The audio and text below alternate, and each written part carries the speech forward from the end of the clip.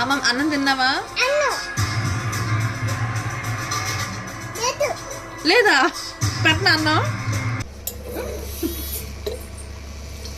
నేను వంట చేస్తుంటే నా పక్కన ఇలా నించుంటుంది అనమాట. ఏంటి కదా? అవునా? అది అవును. స్మైల్ చేయి. అసలు ఈ డే చాలా చిరాగ్గా హెడేక్తో స్టార్ట్ అయింది. బట్ ఒక్కసారి ఇషాగాని చూసాక నా డే మారిపోయింది.